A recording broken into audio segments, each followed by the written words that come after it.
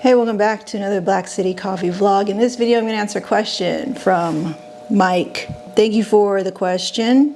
Thanks for the nice things that you said in the DM, so I'm going to skip to the question here. I was looking at the Hottop, but I have zero doubts in myself that I would quickly grow out of it and want a later machine.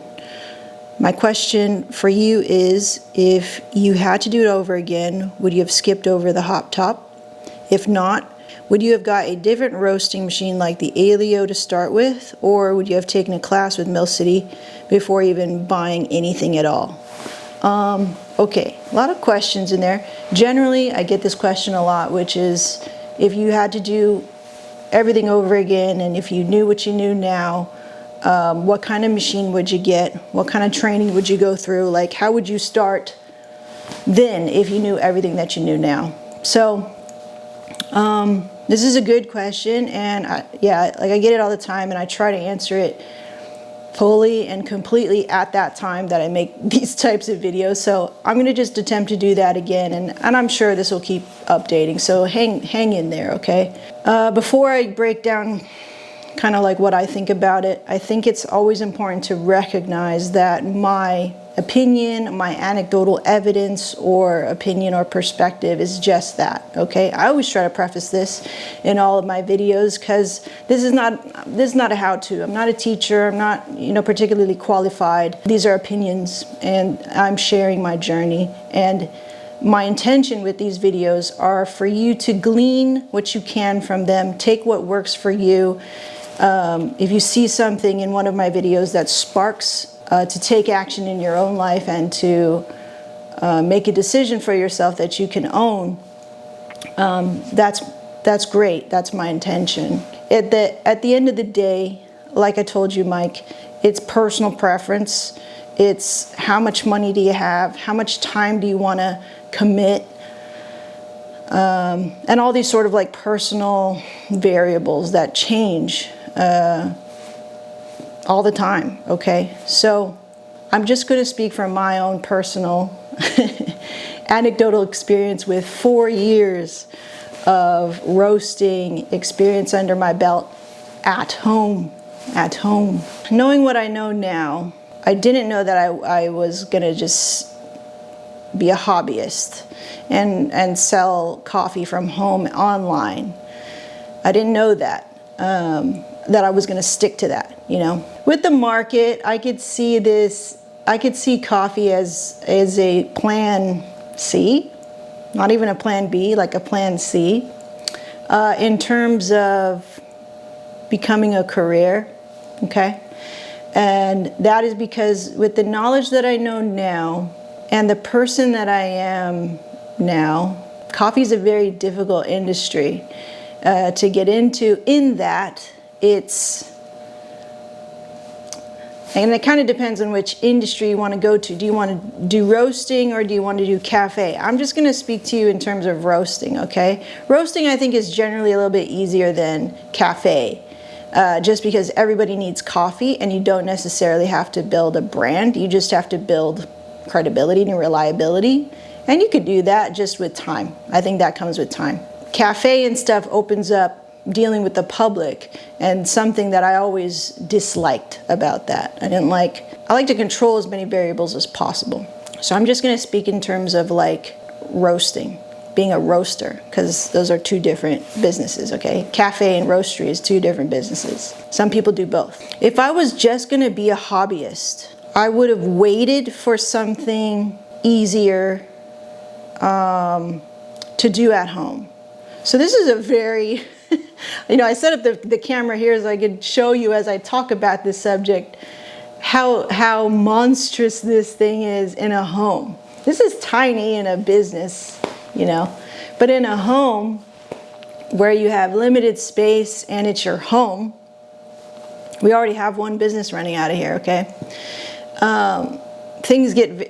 Space gets limited very quickly. And the things that come with this is already sort of a little monster in our garage here, a little happy troll, but there's a whole room that comes with this guy that has to deal with shipping and storage and green storage and Making videos, I had to do that, of course. So it just comes with that.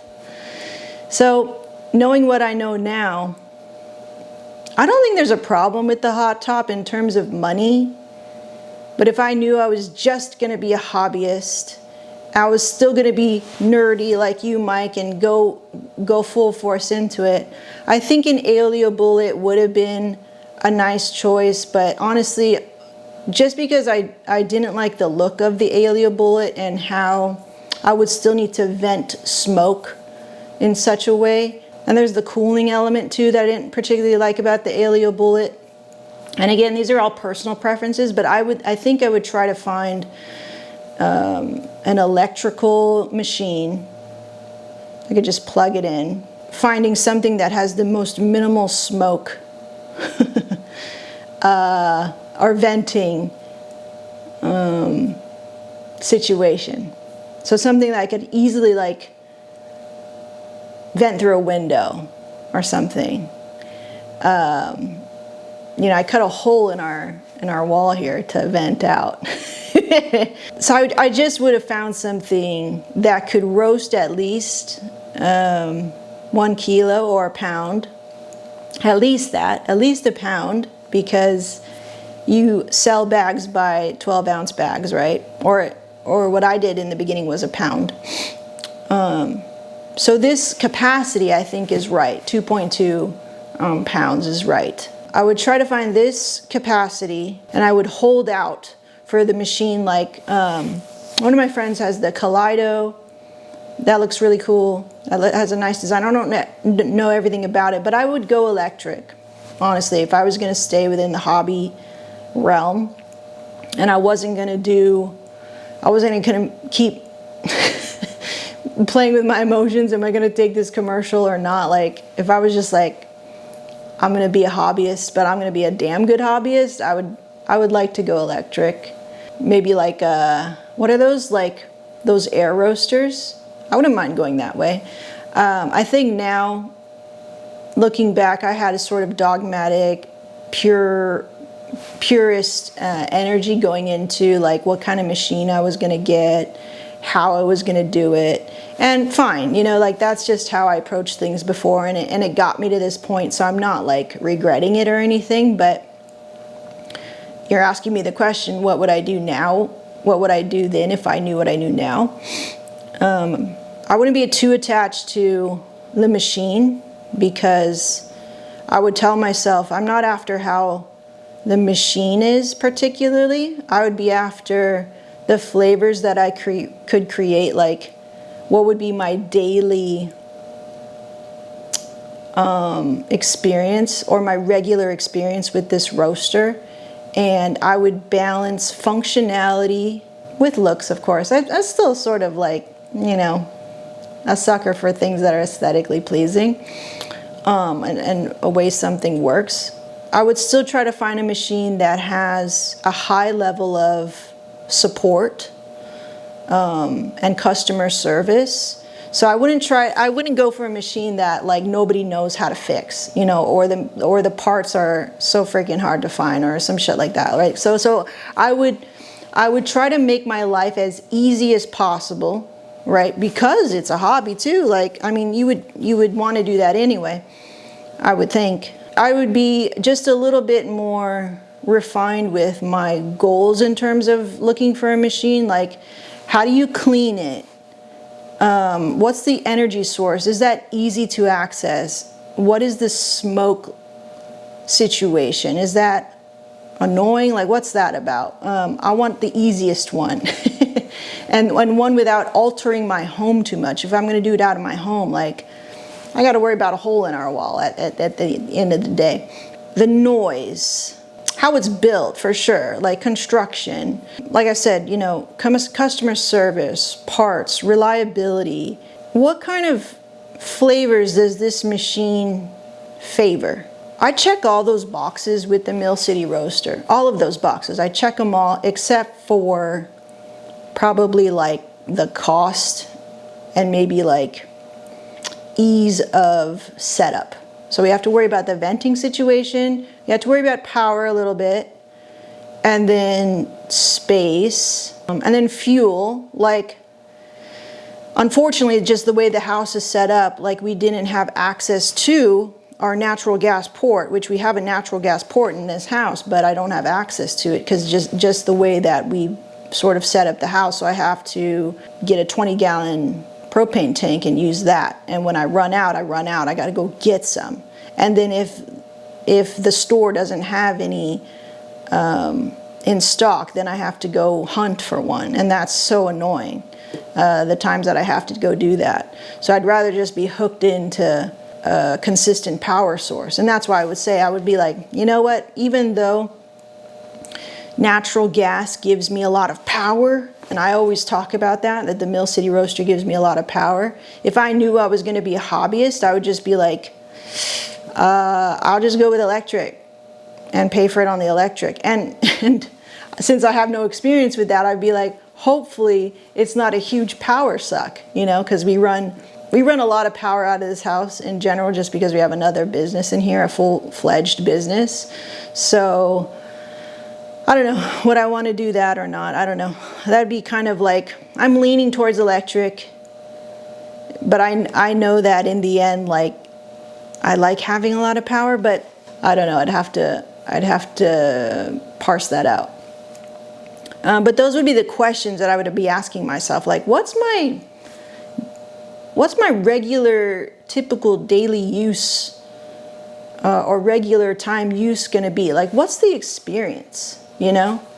And if I were asking somebody, and if I were looking at a machine, I would go and maybe make friends with that person and be like, what's the day-to-day? Like, what's the breakdown? What does that look like? What are your annoyances, you know? And then ask myself, am I okay with those annoyances or those cons? Because we don't really need to, like, talk about the pros. Okay, it's fun. It's very fun, duh. But is that fun worth the cons? Is that fun worth the annoyances, the cost, the time, right? You have to be able to know what you're willing to sacrifice when you're going to make that kind of, like, commitment. You know, you get an Alio bullet, what is that? $600 maybe? I forget. Whatever that cost is, it's not zero, right? So you just have to kind of like parse that out. It's not just $600. It's setting up the venting and finding out what that situation is like. It's finding the space for all of the packaging and shipping and storage of green and storage of green that you don't sell, things like that, right? I'm sorry, this is always a hard question to answer, and that's why I try to make videos like this all the time. I can't necessarily, or I'm not willing to necessarily sit down with each person that asks me this question and give up my time like that. That's something I'm not willing to sacrifice. Those are things that you would have to also do for yourself when you decide you want to roast coffee on a more regular basis or become a coffee roaster. You need to set healthy boundaries for yourself, otherwise you get burnt out. So yeah, I think I would lean towards something more electric, something easier, something more affordable, something that wasn't going to take up so much space. Yeah, okay. What are your other questions? Taking classes, to end this off. I think taking classes is always a good idea. Like, in terms of investment, you know, there's a ton of free stuff out there. You know, my videos are one of them in a way, right? So learn as much as you can there if you have that time, right? If you're in a hurry, if you want to get started like now and you don't want to like mess around or quote unquote waste time, that's a perspective sort of question. But yeah, classes are always there for you if you're willing to make that investment. And when it's more hands-on training, it's not cheap, you know what I mean? So it's definitely like a personal decision on how much money you want to spend, how much time do you have or want to invest, and what things are you willing to sacrifice for the dream of having even a tiny roastery like this, a home little roastery, or, you know, going to the big leagues and being a wholesale roaster and getting your coffee into grocery stores and stuff like that, or selling it at the market or something like that, you know? I think I've given this advice before, but it was like, if you can, what's your big picture goal, and sort of work backwards from that, you know, and write all the steps out so you can see in a bird's eye view what that looks like. And then really, really hone in on what those cons or annoyances or sacrifices that you're going to have to put up with or give to get that dream, you know. I like to be as based as possible, so I want to know what's my worst case scenario, you know. That way you're prepared, you know. And sometimes you just don't know, like myself. And I think maybe I knew, but I was afraid of the answer, which was, I don't want to do this as a business, and maybe the dream is not necessarily owning a roastery, but the dream is, like, for me, doing something that I love to do, doing something that I'm excited about, creating content is always in the conversation, and doing it with the people that I love. So I'm so used to, like, working with family. I work with my husband, I work with my sister. Like, how can I preserve those things and keep doing that? The job itself can change and evolve. It could be coffee, it could still be photography at the end of the day when I'm 60 years old or whatever it is. But as long as I have those values in play, I think I'm learning that now. Like, that's what I'm after, that's what's a part of my dream, and not necessarily owning a roastery. I think this has been a great vehicle for me to explore that and to figure out just a little bit more, uncovering who I am and figuring out how I want to show up in life. And yeah, coffee has allowed me to do that. And it didn't have to take this much money, time, and space, but that's what it took. I don't know. Like, we could afford it. We're not in a pinch. I'm not in a bad way. I'm very grateful for that. I can do this at my leisure, basically. I don't take that for granted at all. I'm very thankful to be able to do that and to make videos and stuff like that, to inspire others to go do that.